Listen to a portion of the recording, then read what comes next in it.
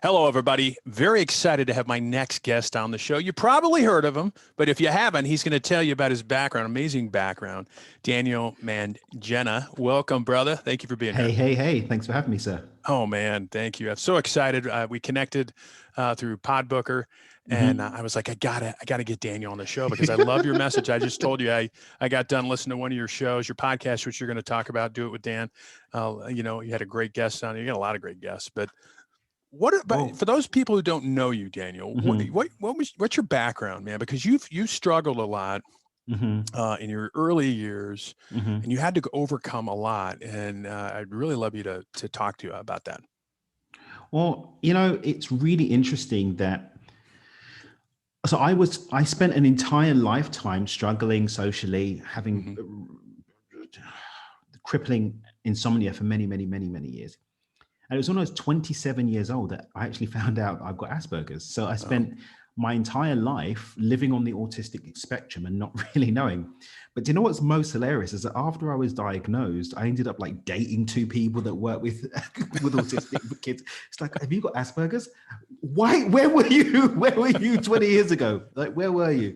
It's like after I've discovered it and I'm like working with it, everybody suddenly realizes what was going on. But it was great for me because I actually had the opportunity to work independently through the challenges of living with autism and having to develop strategies to cope without knowing what they were. So when I knew what I was doing, it's like, oh, okay, so I can look at what my superpowers are. I can work on my strengths. I've got things to be grateful for.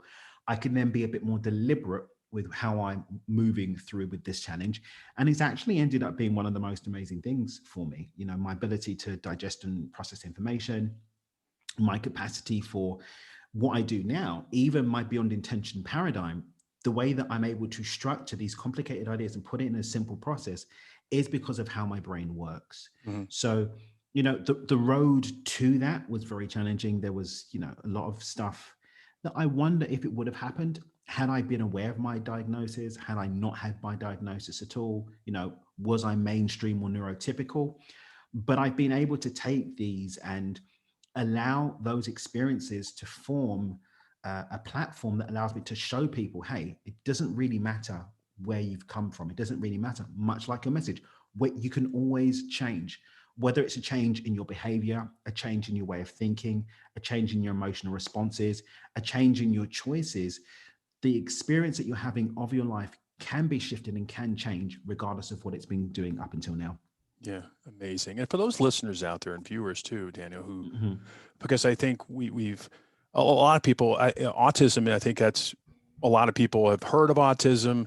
I obviously have, being a first responder, and a lot of people have, but Asperger's, it's not as well known, right? I mean, it doesn't seem as talked about as autism than autism. So what's the difference between the two?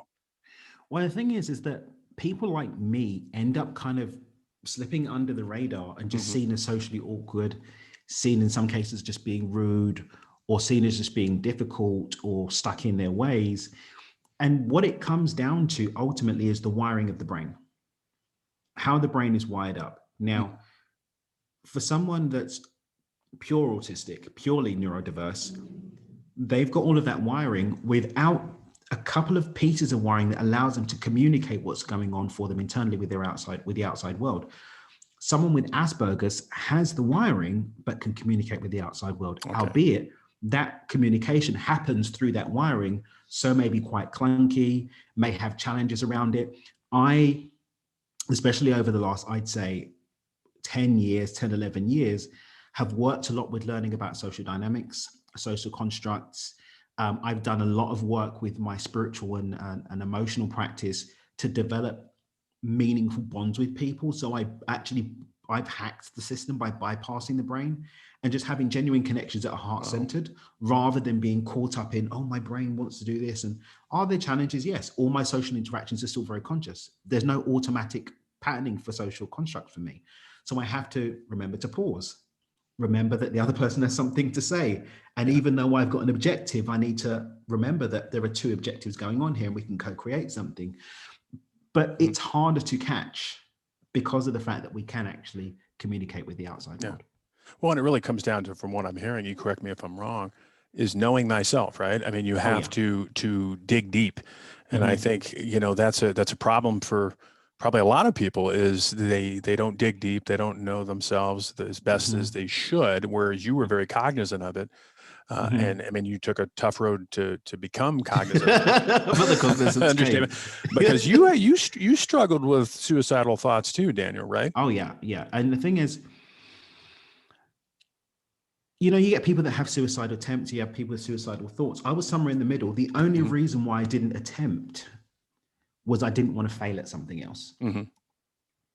If I'd had a surefire way that I had certainty around, and actually my I firmly believe it was my Asperger's brain that saved me, because I stopped and went through all of the processes, because everything is step by step in my brain, very sequential and very binary. So I went through the binary process of, okay, here is my objective. This one, A, B, C, D. No, that doesn't work. This one isn't certain and I don't want to fail. This one isn't certain and I don't want to fail. This one isn't certain and I don't want to fail. If I was somewhere where I had access to a firearm, I definitely Oh wouldn't be here wow, right now, yeah. because it wasn't that there was an emotional outburst. It's okay, I've reached a point where everything is just a mess. There is no way through this. I'm probably gonna be doing everyone a favor if I'm just not here anymore. And this wasn't like an emotional, Sure. oh, I don't want to be here. It Yeah, was yeah. like the only logical outcome I could see was just taking myself out of the equation. Oh, wow. Well, But with no means of doing that successfully, I actually, and this is, people laugh at this when they can laugh at it, but I actually set about fixing my manifestation process, not so that I could live a better life, but that so that I could succeed at committing suicide. wow. So okay, everything's gone wrong with this manifestation process. There's a bug in the system. Let me find it so that I can properly execute suicide and then do everyone a favor by not being here.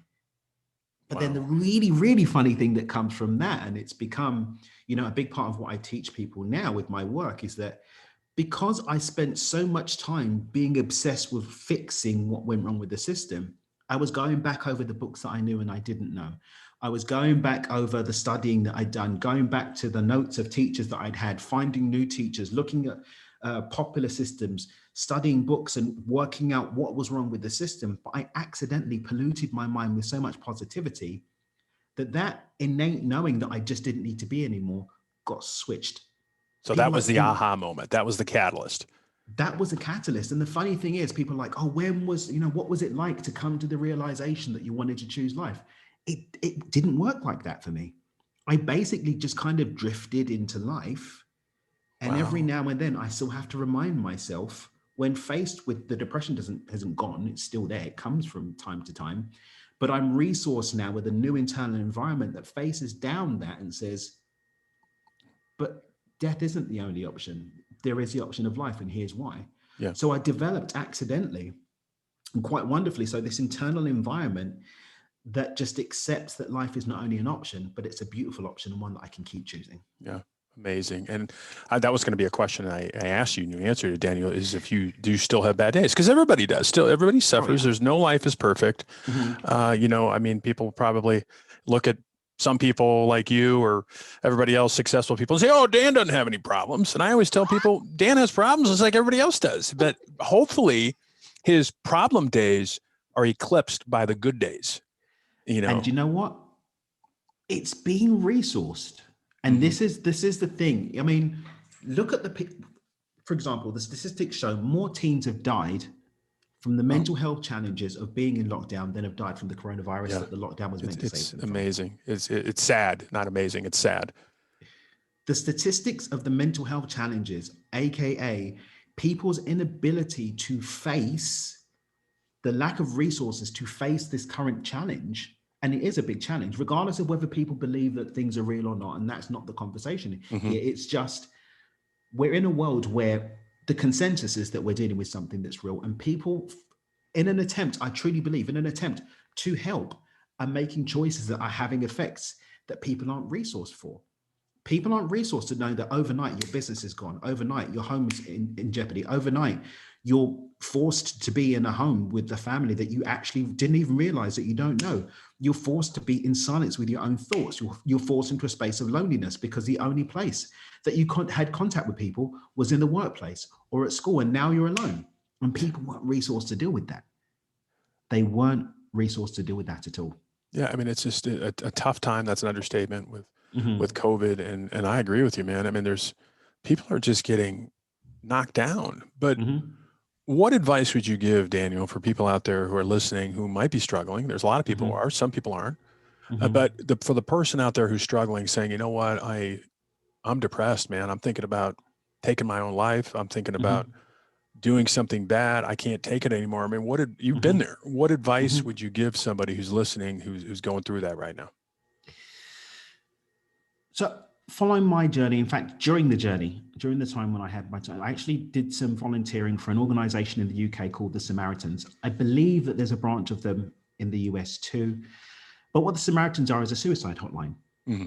But the interesting thing about the Samaritans and the training that we get isn't to talk people out of suicide, but to give them space to answer the question, is this really what I want? And it's not easy, because there are people that I spoke with and we find out, they spoke with me and I thought, oh, they're going to choose life, and they took their own life. But ultimately we create a safe container for people to make a conscious choice about what they want to do, rather than being led by an emotional torrent, rather than being led by their perspective on their external circumstances. It's being able to make the choice. Yeah. And that's a crazy one for people to understand as a stance, because oh, what do you mean you're just going to let them commit suicide? Well, people have a choice. Yeah. But where is that choice coming from? Yeah. So someone that's facing a level of darkness that they believe is hopelessness, I want to remind them that there is always hope. And I want to invite them to find some space within themselves to ask themselves, are they prepared to at least give that spark of hope a chance? Yeah. Because I agree with what you said, Daniel. I mean, I think there's always hope. And the way and I probably learned this more as I got older, the things that we worry about and the things that we think are going to come to fruition, whatever it is, I'm going to lose my house, lose my job. I'm not saying some of that stuff doesn't happen, but a lot of stuff, let me speak from my personal experience. A lot of the stuff I worry about and stress about, if it does come to fruition, it's never as big as it was that I created it in my mind, or it doesn't come to pass at all. I'm not saying that is an end-all be-all solution to people out there listening that are struggling. I'm just saying that has helped me in the past, where I am stressed out, I'm worried, I'm depressed about, oh my God, what if this happens? And in my experience, again, I can't speak for everybody else. I made it so big in my mind that it was just making mountains out of molehills. And I'm not saying that that's a cure for depression or suicidal thoughts. I'm just saying that it's creating that's helped me but in the what past you're saying with my is depression. It creates space. It creates space. Yeah. Asking these questions, pausing to interrogate the experience rather than being led unconsciously into it, creates space. Yeah. And this makes it seem completely disassociated, but I've always had a rule with dating that I would never speak about sex until I'd had sex with a woman. Okay. But there's a reason why, because even if I was the gods created me as a gift to womankind in the bedroom, and I live up exactly to the narrative that I gave her, in her mind, I have no control over what that image becomes. Conversation leads to expectation. And what I want to kind of bring that seemingly confused thing back into here is that we always have a perspective on what something will be that will be distorted against the truth of what it really is. We will always see a problem as more magnificent and wonderful than it is, and a challenge, the solution to a challenge, as less potent than it truly is, because that's what the human mind does. It creates these narratives. And when we're able to just remember that maybe just like my performance in the bedroom is not going to be seen the same way in my unconscious mind. I can bring that level of perspective and say, maybe I'm going to give it a chance to tell me what it is, rather than me projecting my ideas about what it is, and then making a choice about how I feel about it after I've actually experienced it. Yeah. Let's switch a little bit. Let's talk about, I love what you said earlier about manifestation, Mhm, and I think that goes along with mindset, right? definitely. I love the topic of manifestation. I love the Mhm, topic of visualization, because I think it's very mhm, important. Can you, definitely. and I know you talk about this in your speeches. I know you talk about this when you coach a lot of people, transformational life coach, but how can you talk about manifestation, and what Mhm, advice would you give to the listener on learning how to manifest the things that you want in life? mhm. I think the key is that last piece of the statement that you said, what you want in life. Yeah. Because if we look to the science and we look to the realities of things, not the latest program that we saw on Instagram or on a YouTube ad about the check Everywhere. you're going to put on the wall or whatever. If we look at the science of how reality unfolds, what we're looking at is a singular substance, which we generally describe as energy, which fills the space of the smallest component of what we're made of, the electrons, to the 99.9. So 99 point, if we strip each and every one of us down to our smallest measurable thing and open that up, it's 99.9999% energy. Mhm. So that's what we're looking at. We're looking at this same substance at different measurable frequencies, operating in different compounds and combinations, but it's that one pure substance. And that one pure substance doesn't have an opinion about the shape that it takes. It simply responds to the expectation of the observer as to what form it's going to take. This was the accidental byproduct of I think it was Thomas Young, Dr. Young, Mhm. when he initially did the double split experiment. He was looking at the particle and the wave and how they operate. But when the observer was taken out of the equation, this light beam that was split and reforming and forming back into a singular light beam, when there was no observer, it randomized. The results were randomized, and this wasn't actually what they were going out to prove. And subsequent researchers weren't necessarily going out to prove that, but the impact that this finding had on the quantum model can't be denied. And that's that when we look at the pure potential that's available for our reality as to what shape it takes, it becomes formed solely on the basis of what we, as an observer, expect it to do. Yeah. So if the simplest compound of reality takes shape according to the command of expectation, that means that everything that makes up our reality, everything that's going to unfold in our life, happens because of the expectation we have as to what shape it's going to take, how much money I'm going to make, if I'm going to have any, the relationships I'm going to have, if I'm going to have one, the health in my body. All of that's responding to an expectation. And I love what you said about energy, because we all are energy. Mhm. Do you, and I think you were alluding to this, but I'm going to ask you anyway. Do you believe, like, in the law of attraction? Like, you're a magnet, you're going to magnetize things to you, because I believe that, if I'm thinking negative thoughts, going back to Mhm. energy, Mhm. if I thinking negative thoughts and my life sucks and I hate this, I don't like this, Mhm. I believe what I put out there to the Mhm. universe, it's going to give me in return. Now, I'm not saying you're Mhm. not going to have bad days and stuff like that. I'm Mhm. just saying, for the most part, if I'm constantly on that wavelength, if I'm Mhm. constantly emitting that energy, I believe that the universe is going to give, God, whoever, is going to bring that back to me. I mean, if we overlay that idea on the science, what you're saying Mhm. is true, and there's an actually logical, sequential series of steps that goes through. If I'm thinking negative thoughts, that means that my internal mental environment is negative, which means that the expectations which are being projected into reality to form my world are going to be based in that negative environment, Exactly. which Yeah. means the substance of those things is going to be negative. So everything that's going to show up for me is going to happen against the backdrop of that propensity towards negativity. Ergo, my thoughts become things, and those things that my thoughts become are the fruit of the seeds, and the seeds are negative, the fruits are going to be negative. This is why mindset has got such an important part of the manifestation process, not just what meditation you're doing or what chant you're doing or what yoga pose you're doing, because those have an impact on your emotional state. But unless that emotional state is followed through with a deliberate direction of my mental space towards expecting what I want, I'm always going to come unstuck. Always. So the way that I look at the manifestation process is simply this. Everyone's manifesting all of the time. Manifestation isn't special. Everybody's doing it, but we're not doing it consciously. What we really want to do when we're talking about manifestation is be very deliberate and conscious of what we're calling into our experience. It's taking the unconscious process of unfolding our reality and interjecting conscious choice into what those outcomes are. And that means that we need to honor the process of pure thought into physical matter, which is first and foremost experienced as a vibrational wave, which we call our emotional response. So our emotions are the first point of contact between non-physical and physical. We all have heard of crimes of passion, right? Yeah. That's because our emotional state has an impact on our thought processes. And we have mind over matter because our thoughts affect the neural pathways in the brain, which literally constricts or expands to give us the landscape of choices that we're able to make.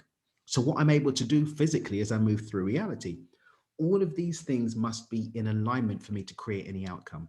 What I'm feeling, what I'm thinking, and also what I'm doing. When any one of these pieces are out of whack, we lose the connection with what we want to create. And that's why manifestation doesn't work for some people, because they just visualize and take care of the mind, but their emotional state is out of whack. So they're not feeling it. They're not feeling it. They're not feeling it. So as soon as they stop visualizing, their default emotional state, which is contradictory, kicks in. Their unconscious environment still continues to perpetuate what they don't want. They keep witnessing what they don't want, making actions, choices, and moving through physical reality against the backdrop of what they don't want. And then they don't get what they do want. Versus consciously choose what I want, consciously choose to be emotionally aligned with what I want, consciously choose to be mentally aligned with what I want in terms of my mental narratives, my visualization, and so forth, and then consciously moving through my world in expectation of what I want, because that's what commands and locks in all of that good stuff to create the reality that I want. Amazing. And I know you got a book about money, and we all want more money.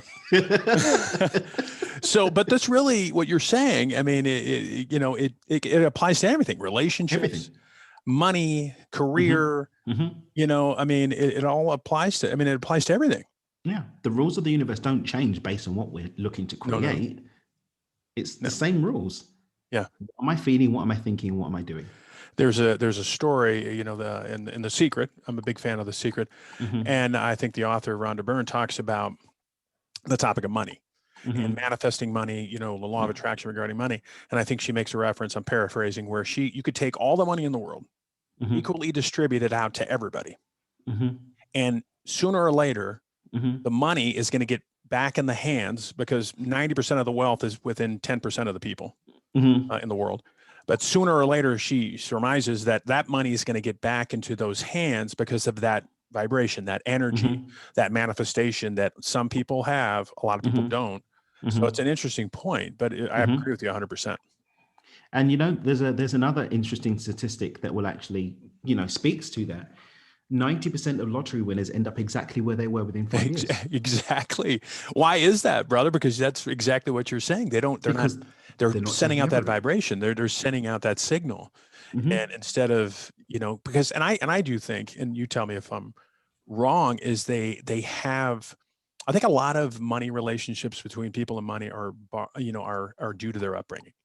A lot of people are brought up to think money is evil. It's, only rich people have money and they're evil. They do evil things. When in reality, I think it's the opposite. I think there's, a lot of rich people that do a lot of good with their money. And I think money is just a tool. It's going to be whatever you want it to be. So if you're an evil person, money is going to amplify that. If you're a good person and you believe in philanthropy, it's going to amplify that. I don't know what you think. I'm with you 100%. And you know what? It's like money is just sitting there. I'm in Mexico, so we spend pesos, right? So I've got like this 500 peso note. This is a piece of paper that only has meaning because we attribute meaning to it. It doesn't have an opinion. It's just a piece of paper. It's just a tool. That's all it is. It's a tool that has no opinion of its own. It just directs, gives me either more choice or less choice. It can give me anxiety or it can give me hope. It's me that attributes meaning. If we speak about, universal law, the law of relativity, everything just is until we as humans start to either compare it to something, whether that's real, or compare it to an idea, or to project something into it. Money is just numbers on a screen for most part, Yeah. that's given value because of the meaning that people attribute to it. And when people say, oh, rich people, no, there are people. There are people that would be buttholes whether they had money or not. Exactly. There are Exactly. people that will be great humans whether they have money or not. All that we're doing by projecting their energy into it is actually creating a disconnect between us and our capacity to have more of that thing that would just give us more choice and more capacity to express who we are, butthole or not. Yeah. Exactly. Now let's talk about meditation for a minute. Yeah.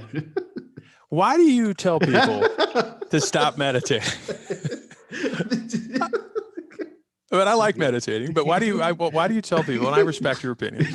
But why do you tell people to stop meditating? Let's breathe on this for a second. You haven't turned the engine on your car. You're not moving. Can it stop? No. It's not started. Oh, it's never started. Yeah. That's Yeah. a trick question, Daniel. So someone who's never meditated, doesn't meditate, doesn't even know what meditation is. Does that statement have any relevance to them? No. So the statement isn't don't meditate. In fact, I encourage everybody to explore whether meditation is something that supports them in what they're doing, but don't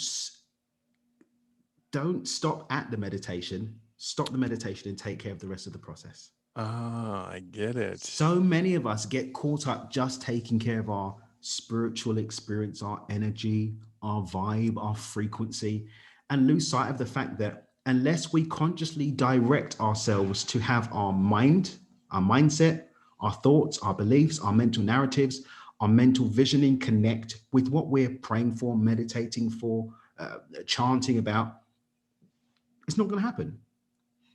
I know people have come to my work, have been doing all this meditation stuff for decades, not getting any results and thinking there's something wrong with the meditation. No, the meditation's great, but you stopped at the meditation. You didn't allow that beautiful, wonderful, yummy energy to translate into other areas of your life because you got up from your meditation and went around with the same negative thoughts. You got up from your meditation and continued to be a butthole to people. You got up from your meditation and didn't do anything. Let's say, for example, I want a loving, healthy relationship. It doesn't matter how many hours a day I'm meditating about it. If when I get up, the opportunities that are availed to me for me to take action to move towards that relationship aren't taken up, or I'm continuing to fill my mind with imagery and inputs that supports me believing that relationships are hard, love isn't worth it, it's always going to be sad ending. All of that energy sitting there like, well, bro, we got the ball rolling, and then you stopped. So when I encourage people to stop meditating, I'm not saying don't meditate. What I'm saying is take all of that energy and keep it moving. Pass the baton on to the rest of your creation process. Allow it to move and germinate into all of you so that you can create what you really deserve. I love it. And I agree with you because I think we live in fact, I know we live in an instant gratification society. And I think there's so much hype. I mean, meditating, wasn't very popular just a handful of years ago. Now it's mainstream. Everybody's talking about it. But I agree with you, Daniel. I think a lot of people just sit down, they meditate, close their eyes, do whatever for 10 minutes, and they expect that everything to change now in their world. But yet they carry, like you said, they carry that negativity, and that same feeling, and then they expect things to change. And meditation, the way I look at it, because I was a non-believer, brother, just a handful of years ago, but I did exactly what you said to do. At first week or two, I was like, ain't working. But then I started changing my mindset. I brought that positivity or that peacefulness that I was getting from meditation along with other feelings, and I was spreading that out throughout my day. Now I don't start a day without meditating or practicing or, starting a day in gratitude, all those things I talk about. So I agree with you. I mean, a lot of people they want the quick fix. And I don't think there's no such thing as a quick fix, right? I don't think so either. I mean, look, infinite possibility. And this is where I think people get caught up because, I mean, I know people that have just meditated and gotten stuff. Cool. I get it. They've just prayed and not lift a finger and, doesn't happen. Doesn't happen. That's the. But possibility doesn't equate directly to probability. Yeah, exactly. And so we could just sit in yoga pose all day and wait for us to get to such a point where the heavens open and everything falls into our lap. Or we could cut the process and just work with what's available. It's like someone sitting in a a bountiful restaurant and saying, "Oh, no, I think I'm going to go and learn to hunt, and then I'm going to learn to skin my rabbit, and then I'm going to learn to make a fire from scratch, learn how to make firewood. I'm going to learn how to plant the trees that make the wood." Like, just, you're in a restaurant. Just get up and order your meal. Order the meal from the restaurant. We don't need to go through this whole process. Now, is there something to be said about the process of learning to do those things? Yeah, but do it on a full stomach. Yeah. Do it on a full stomach. If you want to go and learn the metaphysics of instant manifestation and go and spend 20 years in the mountains with the Buddhas, cool. But right now, there are bills to pay. Right now, you've got family to support. Right now, you have a body that needs to be nourished. Take care of that first. Get up from your meditation mat, go and take care of that, and be in a conducive space to go and explore these other adventures too, because a lot of people are just running away from life, in my humble opinion. No, I agree with you. I need to go and do my new plant ceremony. I need to go and see my shaman. I need to go and explore my part. No, you need to take care of your day-to-day And do you think, reality. do you think, Daniel, you talk to a lot of people, brother. I mean, do you think that, and I'm a big believer in action behind your thoughts and all that stuff. I agree with that. But do you think part of the problem is, people and their associations, meaning who they're surrounding yourself with? 100%. I mean, the people they're surrounding themselves with, 100%. because I believe that as you journey throughout life, the people in your life, I'm not talking about family and maybe even family, they're going to change, the people in your life. And I want to surround myself with people that are like you, lifting me up, inspirational, motivational. And I think that's a big part. There's so many components to this, in my opinion. There's the intention, there's the energy, there's the thought, there's a vibration, there's a manifestation, but it's also the physical part of it, where it's the people that we're associating with. The environment. Yeah, the environment. How important is that to you? The people, places, and things in our environment are contributing to the loop that's continuing to expand and contract and become the world around us. The thoughts I'm thinking are going to be influenced by the inputs I'm having, and that's going to be informed by my environment. So the people, places, and things in my environment. The neural pathways in my brain are going to be impacted by those thoughts. And then that's going to be looking out to my environment to see what potentials and choices I have. The people, places, and things in my environment are going to impact that. If we want to go down the rabbit hole, the energetic bodies, which is measurable, if you get, I think it's Curly in photography, you can actually measure the energetic bodies of people expanding beyond their physical body. That's rubbing and connecting with people. When we're holding hands with people, us exchanging this space, there's an energetic exchange happening here that's impacting me and impacting you and creating a new common field, which is going to impact your energy field, which is going to be experiences your emotions, which is going to impact your thinking, which is going to impact your neural pathways, which is going to impact your physical environment too. So all of this is being impacted. So when we are filling up our life with people that complain, people that drain us, people that pull us down or tell us that we're not going to get anywhere, or just keep us locked in, even if it's a positive place, a limited place, then we're not available to expand into the fullness of all that we are. So creating, I love to say curate, I ruthlessly curate my environment, ruthlessly, of the people, places, and things in it, where I am, how I feel in that environment, and making sure not only that I'm getting, but that I'm adding. If I'm not adding, can't just take. It's just taking, then that's not helping me either, because it's still creating an imbalance. And nature's in perfect balance in all levels. So that imbalance I'm creating is going to affect another part of my life too. If I'm just taking from you in terms of our relationship, it's going to impact my money and impact my health. Yeah. But if I'm always giving, then I'm actually creating a reverse polarity imbalance. That means that I'm always going to be getting and receiving too. And that's why I always give. Yeah. I mean, and the same goes for circling back to money really quick. You mean, look at very wealthy people. Doesn't it seem like, Daniel, the more people give, the more they get back? Yeah, in return. The universe works. Yeah, that's how the universe works. So if you give love, if you give caring and compassion, you're gonna get that back. Usually double, triple what you give, because that's the universe. The universe is expansive. It's expansive. It doesn't cheat us. God doesn't cheat us. He always gives more. Like, God doesn't shortchange. And I love to say as well, I think sometimes, just to quickly touch on this money thing as well, people forget that money comes from other people. Even if you win the lottery, that still comes from the accumulation of lottery tickets that other people have bought. It still comes through the lottery commission, which is humans. It still comes through a machine that was made by humans. It still comes to you through other people. Even if I've won the lottery, I've still invested my time and my energy to buy a lottery ticket. I still have to move through time and space to go and cash my check. If we're talking about business now, people say, I want to manifest some clients for my business.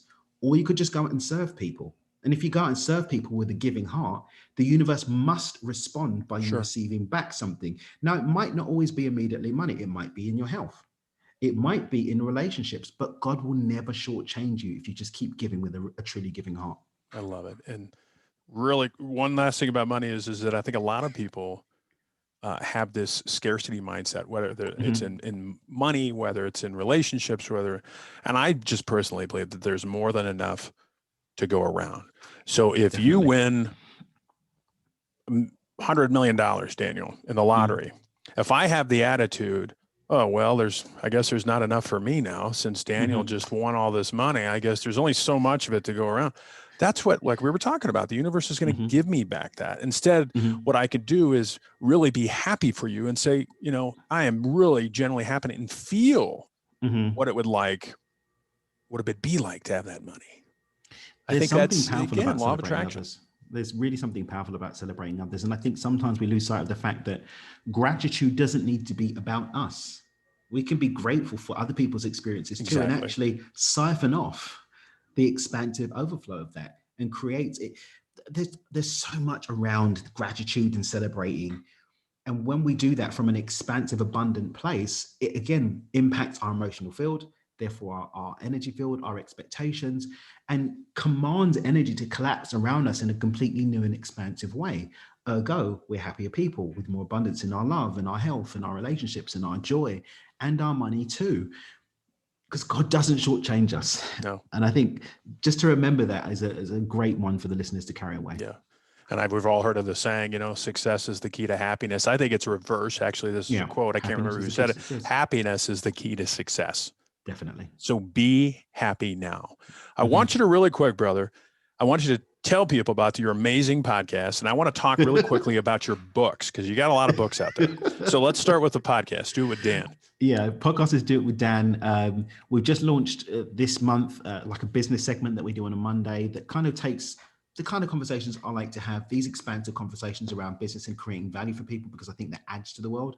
And then we always have some interviews and some little snippets over the course of the week. So that's doitwithdanpodcast.com, or you can get that information on the website. Yeah, and I'll have it linked up in the show notes. Now let's talk about your books really quick. How many Yeah. books you got out there? You got 4 or 5? I've got 4 where 4.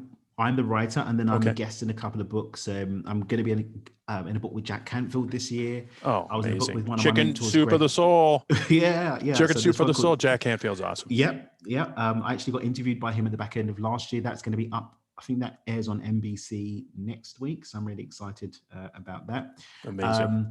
I was in a book with another one of my mentors, Greg Reed, last year, which was really cool. I really enjoyed that.